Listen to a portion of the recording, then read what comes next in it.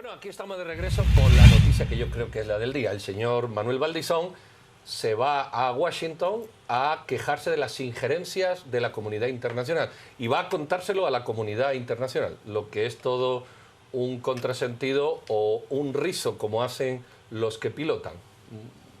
Un doble tirabuzón, diría yo. Y vamos a hablar de esto, de a qué ha ido, con quién ha ido, por qué ha ido. Vamos a intentar hacer un análisis explicativo más allá de la visita simple de me voy a Washington, y parte de la entrevista que ha terminado hace poco en CNN y que ha tenido una cantidad de comentarios en Twitter impresionante. Dos autoridades del tema desde la perspectiva del análisis. Una de un profesor en Derecho Internacional, el doctor Rodrigo Montúfar. Buenas noches, profesor. Y otra, la de un compañero y amigo, no es que el anterior no lo sea, pero este es más antiguo en el escalafón, don Alfred Kashmi, analista político. Alfred y Rodrigo, buenas noches. Hola. A mí me gustaría que ustedes en un minuto dijeran su impresión. Un candidato que vais a entrevista con el secretario general de la OEA. Así, en un minuto, su reacción. Bueno, pues yo creo que la visita es más importante de lo que uno la podría apreciar a simple vista, porque no es tanto una visita a Luis Almagro, el secretario general de la OEA, sino que es a la OEA. Y no es un candidato, sino que es el caso de Manuel Valdisón.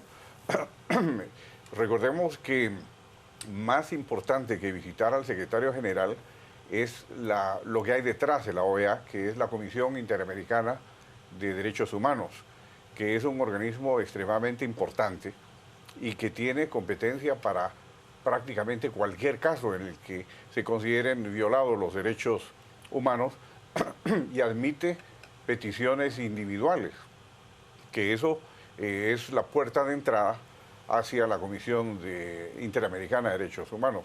Es un organismo importantísimo dentro de la OEA, y recordemos que por la Carta de Bogotá, la OEA es una institución eminentemente política. O sea, los temas coinciden con el trabajo, con el quehacer de la OEA y hacia la vigilancia de los derechos humanos.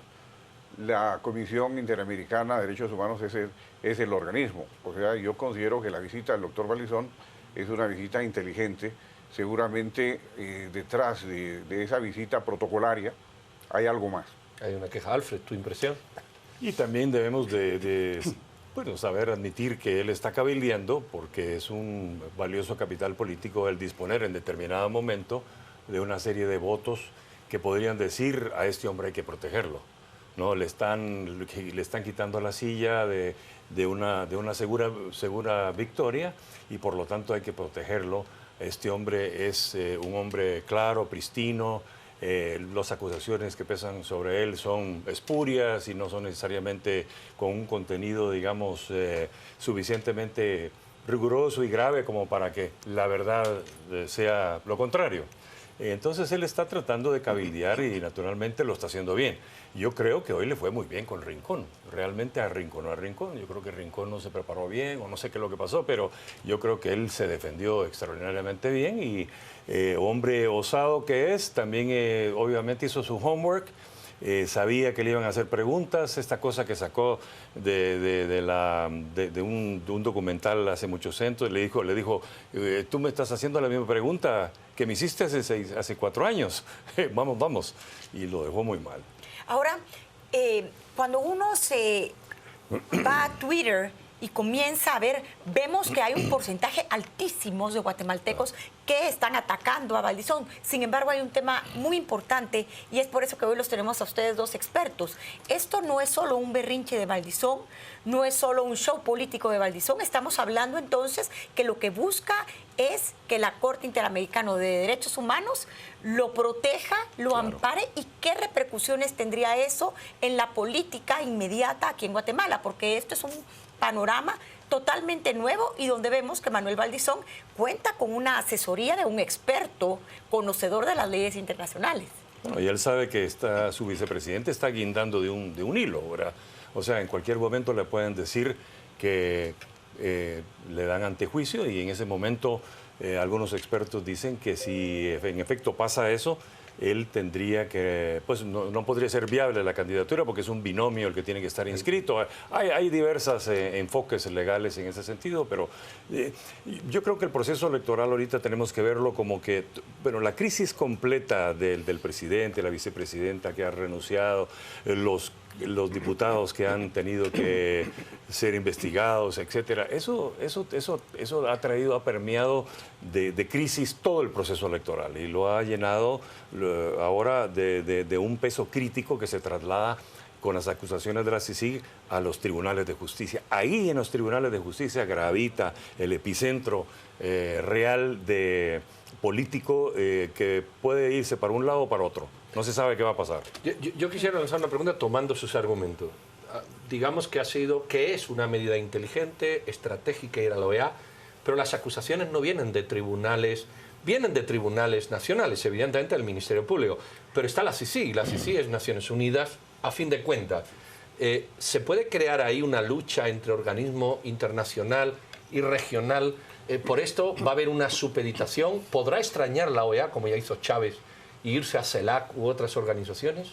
Sí, recordemos que en la Carta de Bogotá nuevamente, que es la creación de la OEA, establece que es el organismo regional de la ONU. O sea, tiene una competencia de jurisdicción de región más específica que la ONU. Y por otra parte, veamos que desde la perspectiva exterior de las circunstancias no es como nosotros las vemos aquí. Desde el exterior, lo que él dijo en CNN, lo que el doctor Valdizón dijo en CNN es muy interesante, de que hay una discriminación hacia su partido. Pongámonos en los zapatos de los miembros de la Comisión Interamericana de Derechos Humanos en Washington, que es un escenario diferente del que tenemos aquí. Lo primero que ellos se van a preguntar es qué se ha hecho a otros partidos políticos. Y como la denuncia la está haciendo él a título personal, entonces lo que la comisión va a poder concluir con un simple estudio es que figura solamente el partido de él. Y esa es la protección que busca. Porque... Pero ahí, por ejemplo, está la vicepresidenta, el antejuicio del presidente. Además, podría haber un argumento, yo le voy a intentar hacer abogado al diablo. Bueno, claro, es que los 7 corruptos son del mismo partido, es decir, no es al partido, es a las personas, por hacer de abogado al diablo. Pero más que el tema de los otros funcionarios, es los candidatos que están en esta recta. Y cuando se plantea a un candidato que se le podría cortar su participación justamente antes de las elecciones, entonces ahí es donde él invoca, o él podría invocar, que se están violando sus derechos políticos, que es uno de los derechos protegidos por la Comisión Internacional. Ahora, Alfonso Portillo, entonces podría ir bajo la misma excusa, buscar a la OEA y decir que se están coartando sus derechos, ya que lo declaran que no es una persona honorable. Tendría menos, ¿verdad? Tendría menos, pero en el caso específico de este proceso electoral y de lo que está pasando con el doctor Valdizón, es que todo el peso de la acusación está en la CICIG. Y ahora la CICIG lo ha trasladado y lo pasa a los tribunales de justicia. ¿Qué es lo que pase ahí? Es lo que va a determinar si él va a tener los elementos suficientes para agenciarse de respaldo a nivel internacional o si no va a poder abrir la boca porque es evidente que la cosa está mal. Licenciado Montúfar, usted es un experto en relaciones internacionales. Yo le quiero preguntar, la sindicación que hace CICIG en contra del candidato de vicepresidente de Manuel Valdizón, el licenciado Barquín, es muy seria. Es lavado de dinero y hemos escuchado a Chico Dólar diciendo que es para la compra de precursores químicos. O sea, tenemos 2 componentes, lavado de dinero más narcotráfico. En Estados Unidos, una OEA, a la hora de dar una protección, un amparo a un candidato, no toma en cuenta las indicaciones de narcotráfico y de lavado de dinero. Sí, indudablemente las acusaciones son muy importantes, aunque recordemos que el sistema estadounidense es diferente del sistema latino, porque en principio no ordena una prisión, sino ordena solamente que se establezca el proceso. Entonces el individuo puede seguir ejerciendo sus derechos mientras el proceso se sustancia, y es hasta que se dicta una sentencia en que si la sentencia implica prisión, pues se va a prisión. Pero es un sistema jurídico diferente del nuestro, y por eso en Estados Unidos, con todo y lo gravísimo que serían los cargos, y se ha dado en elecciones en Estados Unidos, de candidatos acusados de delitos graves, siguen su carrera hasta que el juicio termina. Incluso podrían ganar, podrían ser senadores o miembros del Congreso, y hasta que el proceso termina, entonces se les suspendería en sus derechos. Vamos a imaginar que todo lo que ustedes han dicho está sustentado en un raciocinio jurídico sensato y adecuado. Pero esa es la parte jurídica, vamos a decir. Ahora la parte política, la ciudadanía. ¿Cómo han percibido ustedes que el ciudadano ha visto esto? Que un candidato que dice, hay una injerencia de Sisi, se va a un organismo internacional a denunciar la injerencia internacional. Lo que pareciera un contrasentido. O sea, lo internacional se usa si yo creo que... ¿Ustedes creen que esto tiene un traslado, un efecto negativo, positivo? ¿No tiene efecto en la población? ¿Desbalancea las encuestas que había? ¿Cuál es su percepción? Esto ya es de percepción y no de marcos concretos. Hay dos Guatemalas, la Guatemala pensante, urbana, y la Guatemala rural, no educada. La Guatemala populista, la Guatemala que se abre para que le regalen bolsitas y cositas y espejitos y cosas, y que no analiza los discursos, que los planteamientos que recibe, los recibe de tarimazo, ¿no? Yo creo que hoy, precisamente en lo que esa reacción que tú estabas comentando, que era abrumadora en las redes sociales, cuando él habló en CNN, hablan de esa clase pensante urbana que sabe lo que está pasando, que puede interpretar. Pero que vota en las urbes. Por supuesto, claro. Vota. Ese no es el voto del doctor Valdizón. Ese no es. El voto del doctor Valdizón es el voto del tarimazo, el voto de... Y él mismo lo ha dicho, ¿no? Él mismo lo ha dicho. Él incluso para seleccionar sus medios de comunicación y hacer su publicidad, él escoge los lugares que tiene que escoger para llegar a esos grupos objetivos. De manera que él sabe perfectamente quién es. Ahí no ha llegado nada. Hoy no se enteraron de Rincón, ni supieron nada de lo que pasó con CICIG, ni nada. La mayor parte de esa gente no está enterada. Llega, eso sí, claro, llegan las acusaciones, etcétera, de una manera, pero muy superficial. Yo también creo que la labor que ha hecho la CICIG y el Ministerio Público indudablemente son acciones inéditas y que a la población le interesan, la población admira esa tarea de depuración de la corrupción. Yo creo que hay unanimidad en la población, pero desde el punto de vista internacional también es una ventana de la comunidad internacional hacia Guatemala. Sí se necesita, desde luego se necesita la ayuda de la comunidad internacional. Yo no lo considero eso una injerencia, sino considero una ayuda de la comunidad internacional en un momento dado en que se necesita un movimiento muy fuerte. Recordemos que parte de los actores en el crimen son organizaciones más fuertes que la misma policía, posiblemente tienen más dinero que el Estado, y por lo tanto dejar esa lucha interna sería condenar al fracaso al país, y sí ahora, necesitamos esa ayuda. Hagamos un análisis, por ejemplo, de la OEA. Sabemos que en Venezuela la OEA ha tenido un papel nefasto, particularmente en apoyo a Chávez. Y maneja un montón de donde está el petróleo. Ellos manejan muchos votos. Entonces, ¿qué podemos esperar de la OEA de cara al rol que ha tenido en los últimos años, particularmente en Latinoamérica? Es que no sería, en esta jugada no sería la OEA, con todo y el desprestigio que tiene, sino que de la Comisión Interamericana de Derechos Humanos se pasa a la Corte Interamericana de Derechos Humanos, que es vinculante, y han habido resoluciones y sentencias que han obligado al Estado de Guatemala. O sea, la OEA como institución y todo es una cosa que se queda en lo político y muy criticada, posiblemente que no ha actuado correctamente. Pero la Comisión Interamericana de Derechos Humanos y especialmente la Corte son organismos muy fuertes y que son vinculantes para el sistema jurídico guatemalteco. Y donde hablábamos en un inicio que inclusive hay un guatemalteco en las altas esferas. Hay un guatemalteco experto en derechos humanos en la Comisión, que son partes muy importantes de la Comisión de Derechos Humanos. Hay un guatemalteco, me parece que se llama Cristian González Chacón, que es egresado de la Universidad de Landívar, según lo pueden ustedes ver en la página de la Comisión. tiene una posición importante en la comisión. ¿Cuál crees tú que va a ser, Alfred, el papel de la justicia? Tú decías, aquí hay que centrarse en los tribunales. Yo creo que lleva razón. Las acusaciones están hechas, bien que mal, mal que bien. Los tribunales tienen que resolver si son culpables o son inocentes. Pero queda antes un tema que es el antejuicio. Si no hay un antejuicio, no se puede investigar el tema. Ahí está el papel de la Corte Suprema de Justicia, sí, que ha tenido dos lecturas.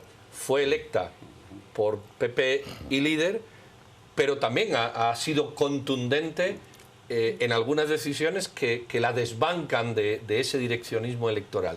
Sí, y que sabe también que, bueno, el costo político para los magistrados ahorita, el no tener, cualquier cosa que salga de ahí tiene que salir unánime, porque si no sale un voto unánime de algo, no van a sentirse acuerpados entre sí. Lo que ellos van a buscar es, obviamente, esa unanimidad. Si sale algo, ya sea a favor o en contra, va a salir unánime.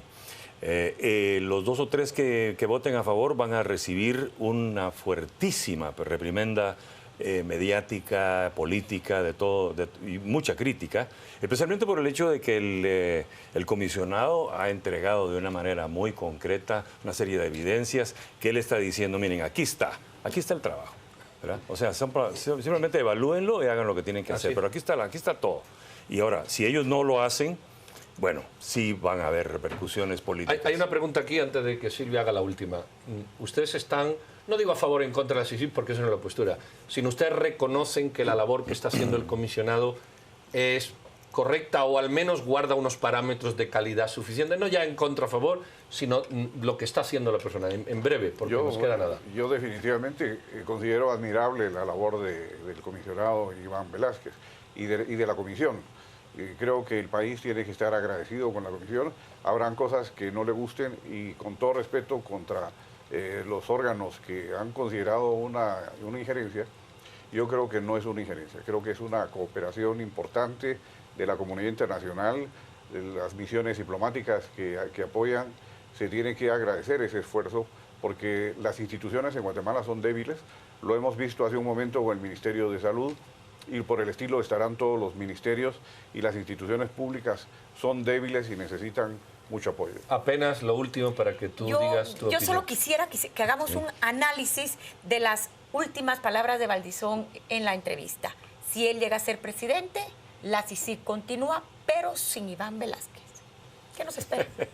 Bueno, obviamente... Y puedes contestar la anterior, que alguien la pregunta también. Bueno, es una pregunta que tiene un peso grande de rechazo hacia él, porque evidentemente él es un enemigo para él, es un opositor. Pero a mí me gustaría contestar un poquito antes de lo que estaban diciendo ustedes, de que cómo vemos a la CICIG. 7 años después la veo bien, pero que te digo que 7 años para atrás es un desastre, absolutamente desastre, un desperdicio. Esto lo debimos de haber comenzado hace 7 años. No estaríamos ahorita aquí si esto hubiese pasado, si hubiesen hecho su trabajo hace 7 años. Estoy totalmente de acuerdo. Con respecto a lo que usted decía, yo creo que el doctor Iván es una personalidad, pero tiene un equipo muy competente detrás de él. Sí. Y sea él o sea otro, yo creo que ese esfuerzo de equipo resultará la misión más eficaz. Muy bien, doctor Montúfar, señor Casmin. Gracias. Don Alfred. Muchísimas gracias por la opinión. Ahí han visto ustedes, no vamos a entrar a comentarla, saquen sus propias conclusiones. Creo que se ha abordado prácticamente todo, desde lo jurídico más profundo y sensible, que a veces se nos escapa, hasta el marco político o la estrategia que puede haber detrás de esto, y la opinión que ustedes pedían de nuestros invitados respecto, no ya a si buena, mala, sino a la labor del comisionado actual, que creo que prácticamente pues, han sido ustedes unánime. Sin más preámbulos, sin más comentarios y sin mucho menos epílogos, doña Silvia y yo nos despedimos. Le damos la palabra a Juan Carlos Sandoval y agradecemos a don Alfred Casmin y don Rodrigo Montúfar. No se vayan, pasamos con Juan Carlos. Feliz noche. Doctor, licenciada, gracias. Vámonos a las redes. Edgar nos dice justamente, eso sabe Valdizón, la CSJ no va en ningún antejuicio. Ergo va a las direcciones sin problemas, dice Francisco. Valdizón está intentando hacer un enroque, es su última jugada. Axel, ¿en qué lo va a amparar? Eso sí sería una intromisión extranjera. Completamente de acuerdo, Guatemala dividida. La Guate no consiente presa fácil. de los paternalismos y los regalos. Y Oscar nos dice, el voto de Valdizón es de nuestra gente con poco acceso a la información, debemos de cambiar eso. Hugo, las escuchas que se indican a Barquín, ¿cómo podría actuar la ONU? Podría generar impunidad y querer interferir en la justicia. Son parte de los mensajes que tenemos esta noche. Por supuesto, vamos a ir a la pausa. Al regresar, hablamos del tema, hablamos de la independencia judicial a través de las redes en el debate. Cristian Castillo y Hugo Novales, quédese con nosotros en Noticieros de Canal Antigua.